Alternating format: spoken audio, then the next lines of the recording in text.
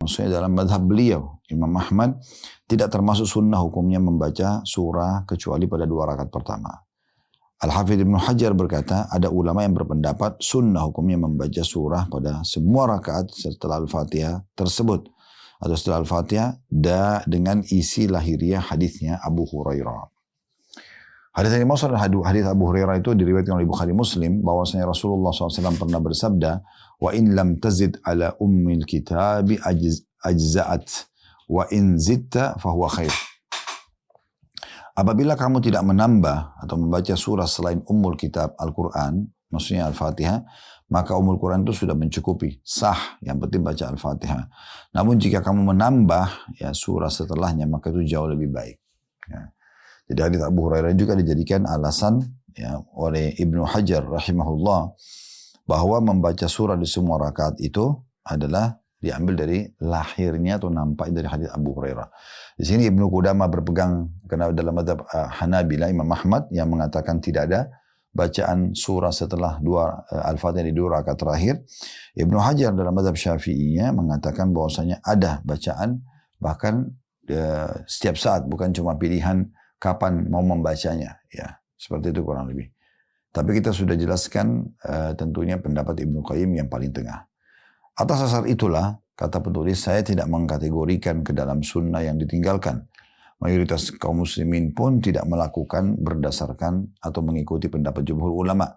Akan tapi saya berpendapat bahwa hal itu harus diamalkan sesekali wal ilmu indallah. Maksudnya kalau yang pegang bukunya, dan ilmu yang benar ada di sisi Allah subhanahu wa ta'ala. Jadi kita bisa lihat sebenarnya kesimpulannya di poin nomor 13 ini. Jadi kalau yang paling bijak adalah menggabungkan semua pendapat, kita baca sesekali, kita tinggalkan juga sesekali. Ya di 2 rakaat terakhir, duhur dan asar.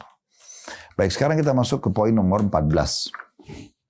Yaitu termasuk sudah dilupakan membaca surah Al-Ikhlas dan surah lainnya dalam setiap rakaat. Ini juga dikerjakan sesekali ya. Pertanyaannya, boleh nggak membaca misalnya rakaat pertama Maghrib Al-Ikhlas. Rakaat kedua baca lagi Al-Ikhlas. Nah, itu yang dibahas ya. Boleh nggak kita baca 2 kali di 2 rakaat yang berbeda surah yang sama.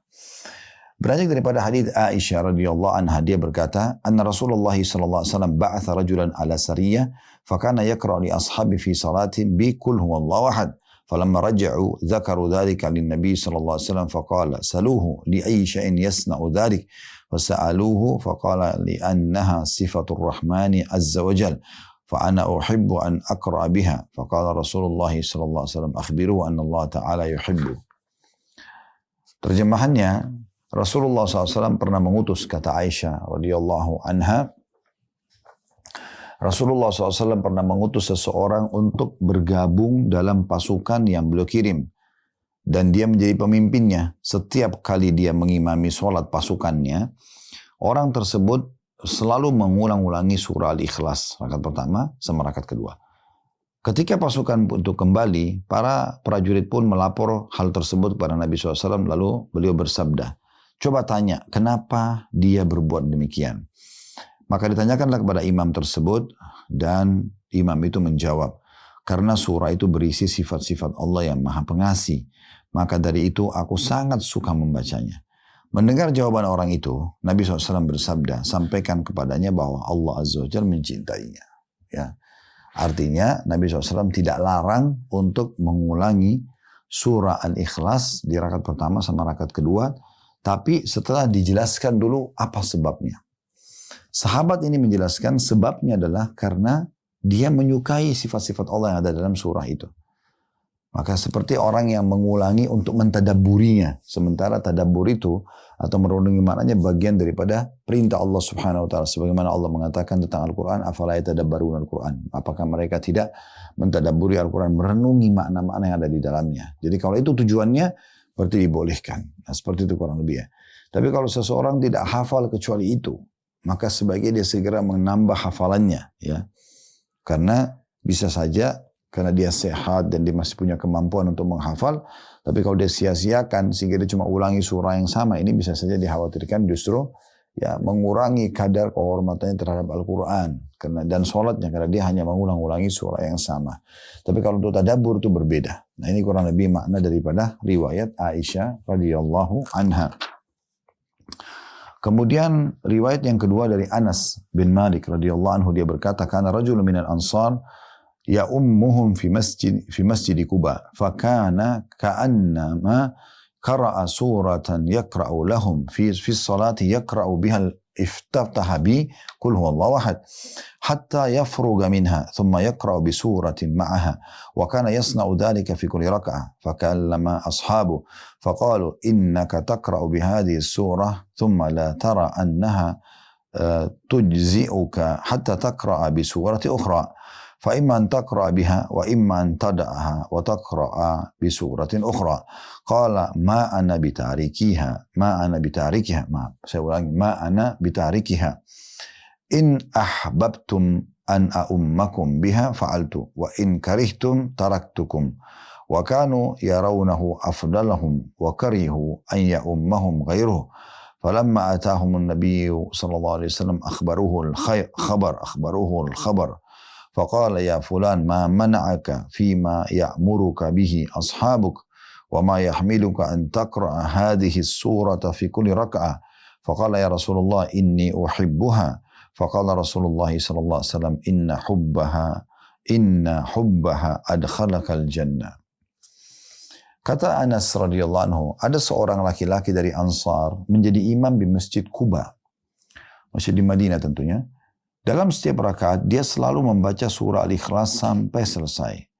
Setelah itu membaca surah lainnya. Para sahabat yang menjadi makmum bertanya, kamu telah membaca surah Al-Ikhlas, lantas kamu menganggap itu belum cukup, sehingga kamu membaca surah lainnya. Maksudnya dalam satu rakaat, dia setelah baca surah Al-Ikhlas, dia baca surah lain lagi. Ya. Maka dikatakan kepadanya, cukuplah bagimu membaca surah Al-Ikhlas saja, atau tidak membacanya, dan langsung membaca surah lainnya. Jadi maksudnya dinasihatinlah Imam Masjid Quba ini oleh beberapa sahabat.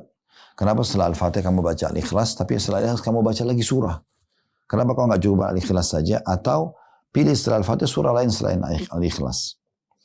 Maka orang Ansar itu menjawab, aku tidak akan pernah meninggalkannya. Jika kalian suka aku menjadi imam, maka biarkan aku membaca surah Al-Ikhlas terlebih dahulu sebelum surah lainnya. Namun jika kalian tidak suka, maka silahkan mencari imam yang lain. Akhirnya para sahabat pun membiarkan orang itu menjadi imam karena memang tidak ada orang yang lebih utama daripadanya. Selain juga mereka tidak suka diimami oleh selainnya.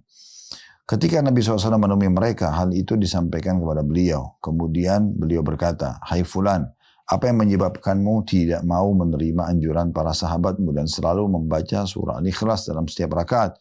Orang Ansar itu menjawab, wahai Rasulullah, sungguhnya aku mencintai surah itu. Lalu beliau sallallahu alaihi wasallam bersabda, sungguhnya cintamu kepada surah itu akan masukkanmu ke dalam surga. Ada footnote di bawah tentunya ya. 217 diriwayatkan Tirmidzi dan hadis ini dinilai hasan.